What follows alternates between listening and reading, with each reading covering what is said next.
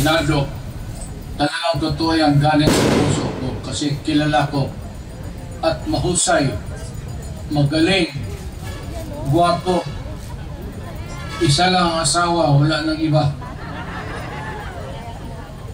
Si Vic Rodriguez. Huwag din niyong kalimutan. Magaling, matalino, guwapo, makumbaga.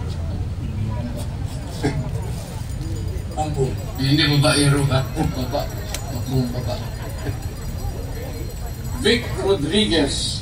Walang talo, matalino, mabait, at honest. Hoy! Tabi na kayong lahat, mga sukad. Nandiyan na si Vic Rodriguez. Ikukulong kayong lahat. Mga kababayan, palakpakan po natin! Nandito na ang maisang na pambato natin sa Senado!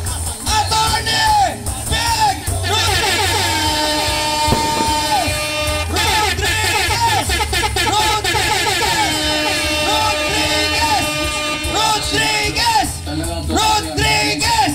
Kasi kilala ko at mahusay, magaling, wala nang iba, si Vic Rodriguez. Palakpakan po natin muli, Attorney Vic Rodriguez! Magandang hapon po sa ating lahat. At tanggapin ninyo aking mga kasamang manggagawa ang aking pakikiisa, pagbati, paggalang ngayong araw ng mga manggagawa. Ang aking mga kaibigan sa AGLO at sa Labor Power Movement, sa Maisog, kayo po ang dahilan kung bakit ako ngayon ay naririto sa inyong harapan kahit May 1 o araw ng manggagawa. Alam ho ninyo, malaking bahagi ng aking pagpapasya last year kung ako'y dapat lumahok o hindi dito sa midterm election ay kayo ang mga manggagawa, ang AGLO at ang Labor Power Movement. Sapagkat sa aking pagkukonsulta, ang lagi nating nakakasama, of course, si Attorney Jimmy Miralles na aking kaibigan, kinonsulta ko po ang iba't ibang sektor.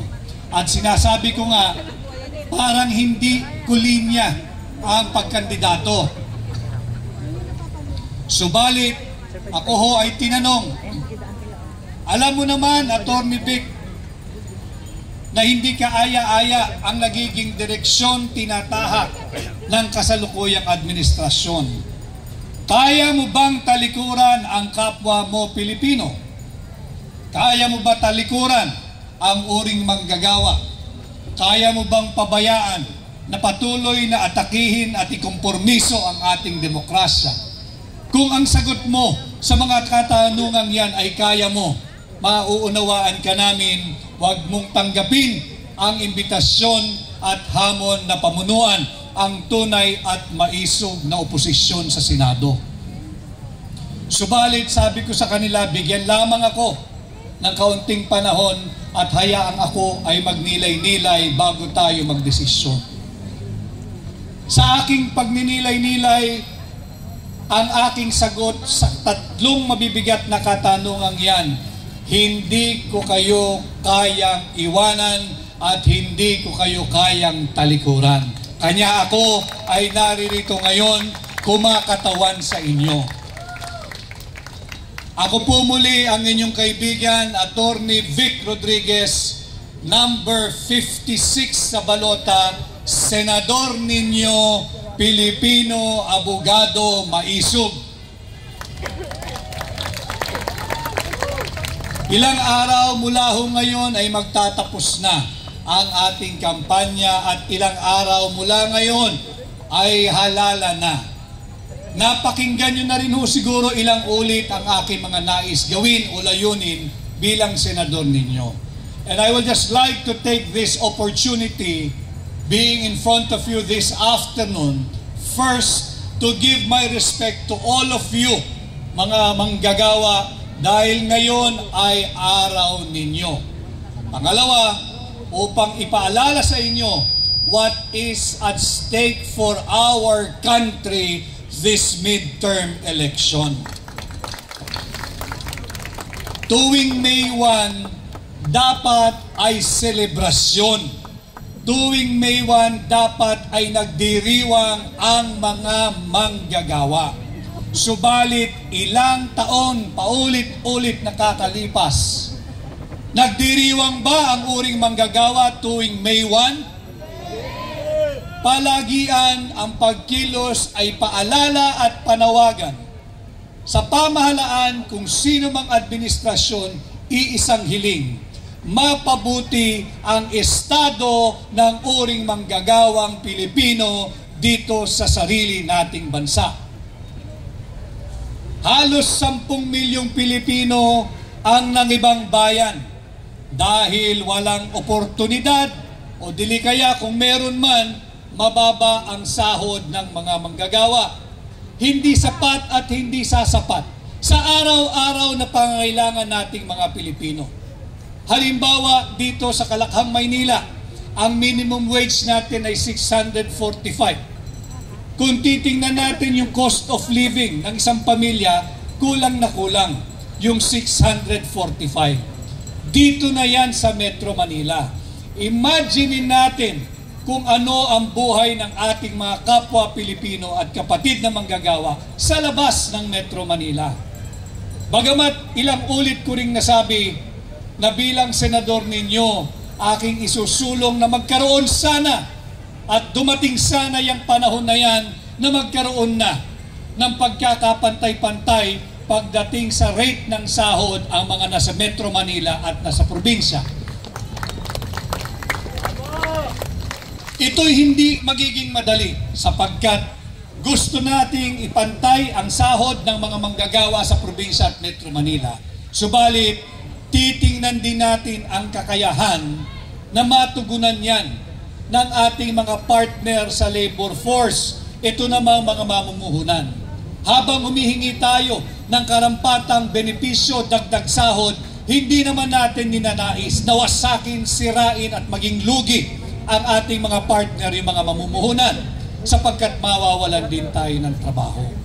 Ang dapat natin pagtuunan, patuloy tayong manawagan sa gobyerno, sa administrasyon ni Bongbong Marcos.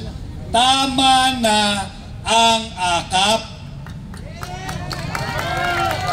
Tama na ang AIX.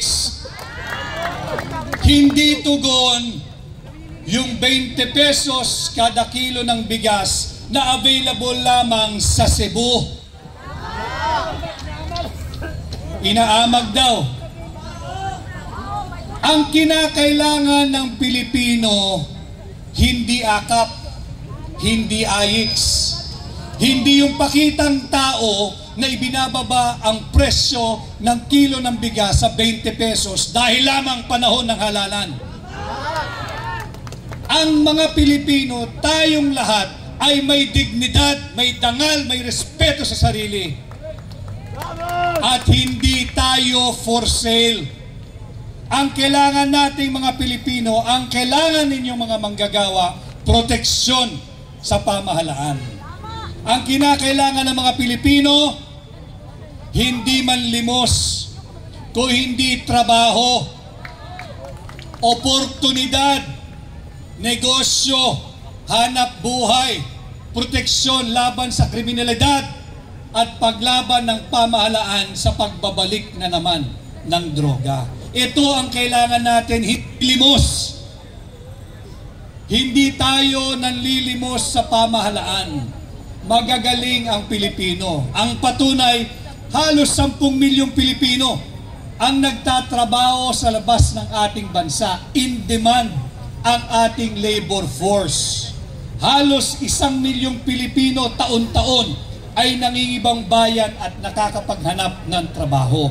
Ganun kagagaling ang Pilipino. Kaya hindi natin kinakailangan ang limos sa pamamagitan ng AKAP at AIX. Ang kailangan natin ay gawing mabuti ang kondisyon ng ating employment at proteksyon ng mga manggagawa. Iyan ang kailangan natin. At sana alam ho ninyo, papalapit na yung halalan. Tayo nung simula ay kumandidato bilang independent, kasama ko kayo at ang hakbang ng maisog. At habang papalapit ang pagbubukas ng kampanya, tayo po ay naging guest candidate, adopted candidate ng PDP. At ngayon po, ang pakikiusap ko sa inyo, sana ay suportahan po ninyo ang Duterte.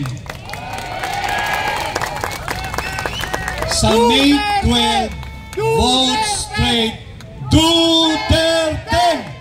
Duterte! Duterte! Meron pa naman hong dalawang bakante. Nasa kamay nyo na at pag-iisip kung sinong idadagdag ninyo. Nandyan naman si Senador Gary Olivar. Tulungan din natin. Galing sa uri ng manggagawa. Basta't wag po ninyong kalilimutan ang Duterte. At nandito po yan sa aking suot-suot na t-shirt. Patuloy po tayong binubudol ng administrasyong kasalukuyan. Naghahandog ng 20 pesos kada kilo ng bigas sa Cebu. Ang tanong po natin, magtatatlong taon na kayo sa pwesto, bakit ngayon lang? Bakit ngayong panahon ng halalan? Bakit sa Cebu lang? Sa Cebu lang ba may naghihirap na mga Pilipino?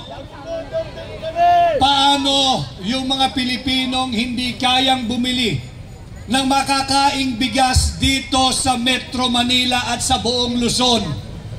Paano yung mga naghihirap na Pilipino sa Southern Tagalog? Paano yung mga mahihirap nating kababayan sa Mindanao? Wala ba silang karapatang magkaroon ng access diyan sa murang bigas na matagal nang ipinangako ng kasalukuyang administrasyon? Atin silang singilin. Ito yung mga usaping panlipunan na dapat maggabay sa inyo sa pagpili natin ng ating mga bagong leader ngayong May 12, 2025. At huwag din ninyong kalilimutan, patuloy nating ipaglaban ang ating kasarinlan, ang ating soberanya. Huwag ninyong kalilimutan, noong March 11, ang kapwa natin Pilipino ipinagkanulo ng sarili niyang gobyerno na ang pangalan ay Rodrigo Roa Duterte at ginawang mistulang alay sa mga naglalaway na banyaga dyan sa ICC. Sariwain natin yan nang sa ganon, pagdating ho ng May 11, day before the election, sariwain ninyo yung kaganapan ng March 11. Sa May 11, hindi po malayo mula ngayon, ay magdadalawang buwan na. Mula nung pinagkait nila sa kapwa natin Pilipino, minsan naging mabuting Pangulo si Pangulong Rodrigo Roa Duterte kung paano linapastangan ang kanyang karapatan bilang Pilipino. Huwag nating pahintulutan ang patuloy na mga panghihimasok ng mga interes ng banyaga o dayuhan sa pamamalakad sa ating bansa. Nanganganib ang ating demokrasya.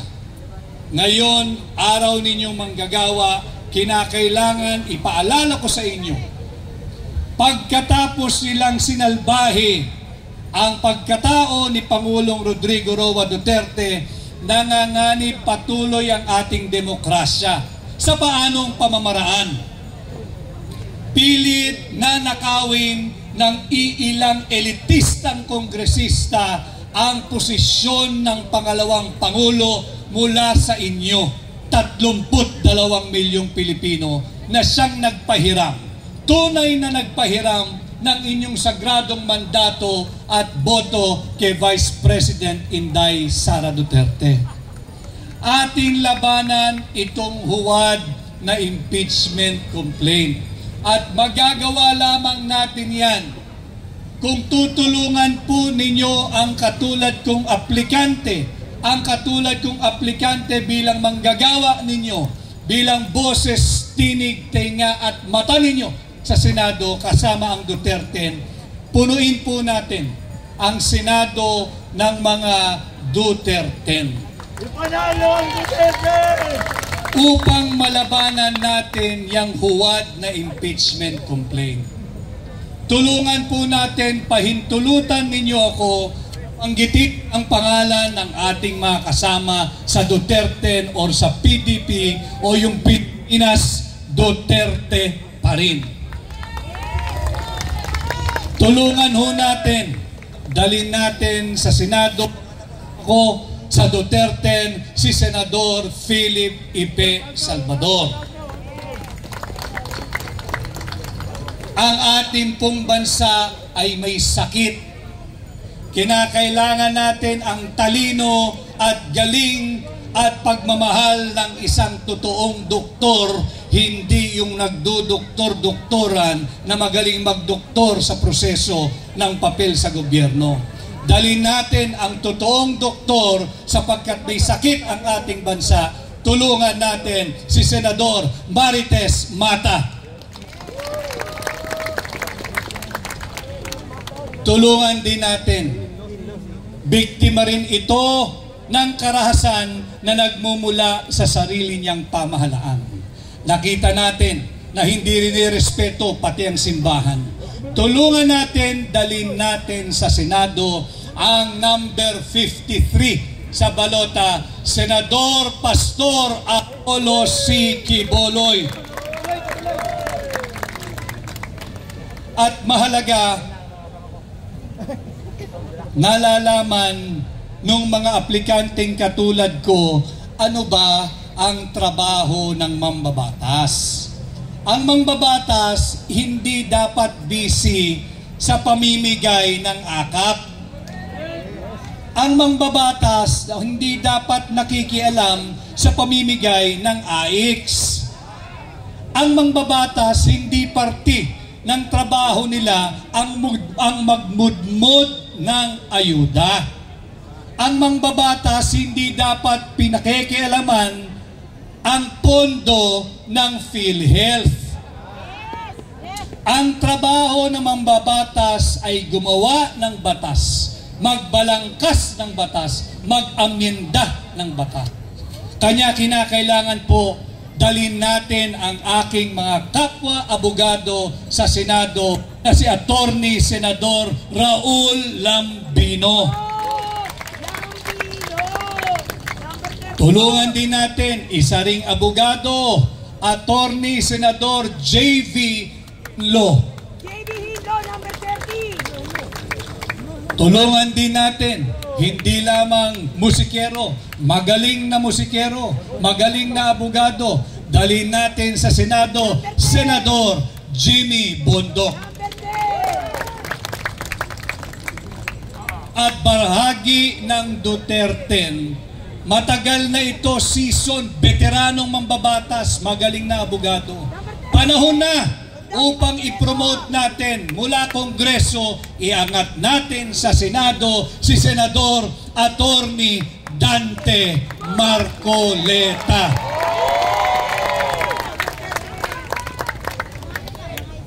Dalhin din natin muli, matapang, maisog, lumaban sa sindikato ng droga.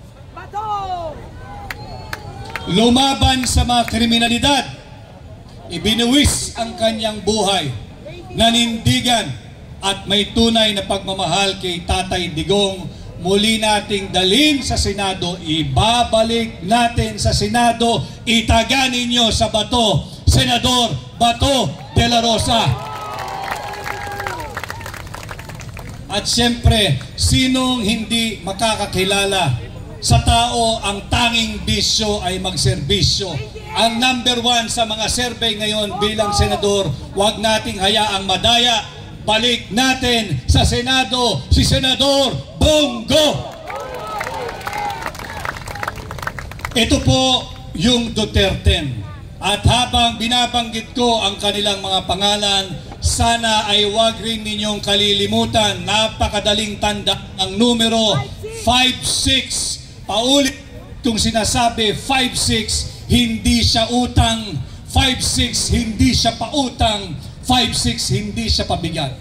5-6 tratuhin natin na kolektibo nating puhunan upang maprotektahan ang uring manggagawa patungo sa mabuting lipunan. Number 56, ang inyo pong lingkod, Attorney Vic Rodriguez. Rodriguez! Rodriguez! Rodriguez! Rodriguez! Ilang araw na lang naman ho, minus today, 9 days na lamang, napakalaki po ng Pilipinas, hindi ko pa napupuntahan ang napakaraming lugar, subalit hihingi na rin ako ng tulong ninyo. Matagal na po akong nagpapasuri, nagpapakilala, nagpapatimbang, nagpapasukat sa napakaraming Pilipino. Isa lamang ang aking hiling. Kung sakasakali po na kung sa tingin ninyo na si Attorney Vic Rodriguez na nakatayo sa inyong harapan ngayon ay karapat-dapat at nararapat mapahiram ng inyong sagradong tiwala at mandato, sana ho ay tulungan ninyo akong mangampanya for this last 9 days remaining ng kampanya sa inyong pamilya. Dahil ngayon ay araw na manggagawa, ikampanya po ninyo ako, pakiusap sa inyong mga kasamahan sa trabaho, kasamahan sa negosyo, kapitbahay, kaprobinsya, kamag-anak, pati na kaaway ninyo, ikampanyo nyo na rin po si Attorney Vic Rodriguez at sa lahat ng Pilipinong kilala ninyo sa loob at sa labas man ng ating bansa. Napakarami pong isyu, subalit yung isyong yan, manganganak at madadagdagan pa kung hindi tayo magbuklod-buklod at magkaisa ngayong May 12, 2025. Tuwing panahon or araw ng sahod, huwag din ninyong kalilimutan sa inyong pagboto. Hindi pa natin nahahawakan yung pinaghirapan natin ng lamang araw. Hindi pa natin nahahawakan yung ating sasahurin. Bawas na yung ating mandatory contribution sa PhilHealth. Meron po tayong pera dyan sa PhilHealth. Ngayong taon, nasaan ang ating mandatory contribution na talaga namang binabawa sa ating sahod bago pa man natin makuha yung ating pinaghirapan tuwing kinsenas at katapusan. Huwag ninyong kalilimutan, zero funding, zero budget ang binigay ng administrasyon ni Bongbong Marcos ngayong taong 2025. Hindi ninyong kalilimutan, kinuha yung 60 billion pesos pondo ng PhilHealth last year. Huwag natin itong papalagpasin, ating silang singilin. At ito'y magagawa natin pagdating ng May 12, iparamdam natin ang galit at hagupit ng sambayanang Pilipino gamit ang ating mga boto, gamit ang ating balota. Yan po sana ang maging gabay natin ngayong May 12, 2025. Muli ho, kinakailangan natin ng sapat na bilang. Kinakailangan natin ng sapat na numero sa Senado upang mapagtanggol natin ang nanganganib nating demokrasya. Sa pakikialam ng banyagang interes o banyagang impluwensya, kinakailangan ho natin ng sapat na bilang, sapat na numero sa Senado upang maitama natin ang maling direksyong tinatahak ng kasalukuyang administrasyon. Alam ho ninyo, pag mali ang direksyong tinatahak ng gobyerno ng kasalukuyang administrasyon, hindi po tayo pare-pareho makakaasa na tayo'y makakarating sa ating nais na destinasyon. Subalit may panahon pa. May panahon pa at ito po'y malapit na. Sa May 12, pakitulungan po ninyo. Vote straight, Duterte.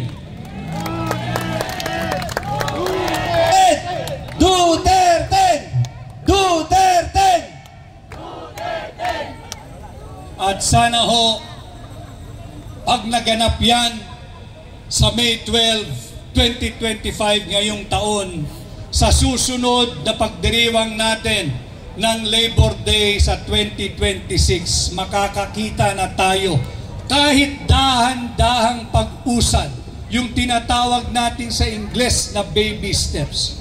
Okay na yun, basta't makikita natin umuusad patungo sa kung paano pa mapabuting higit ang kalagayan ng mga Pilipinong manggagawa nang maiwasan na natin yung halos 1 milyon taon-taon na ating mga kababayan na napipilitan na obligang lumabas ng bansa, maghanap ng trabaho, nawawasak ang pamilya, nagkakahiwa-hiwalay ang anak sa magulang at ang magulang sa mga anak.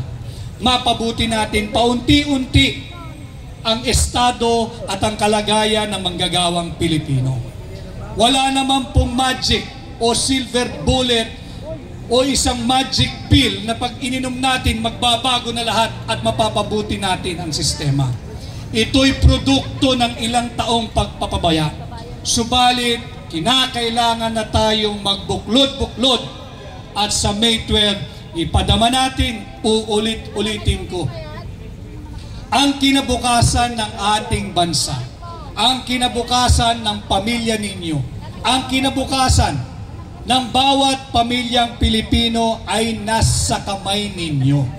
Nasa sa inyo kung nais nating mabago at baguhin ang maling direksyong tinatahak ng Marcos administration. Gamitin natin ng tama ang ating karapatang bumoto ngayong May 12, 2025. Muli ho ang aking pakiusap, tulungan ninyo, lumabas po kayo, hatakin ninyo ang inyong mga pamilya, ang inyong kapitbahay, bumoto ng maaga sa May 12, 2025 at sa pagboto ninyo, vote straight Duterte.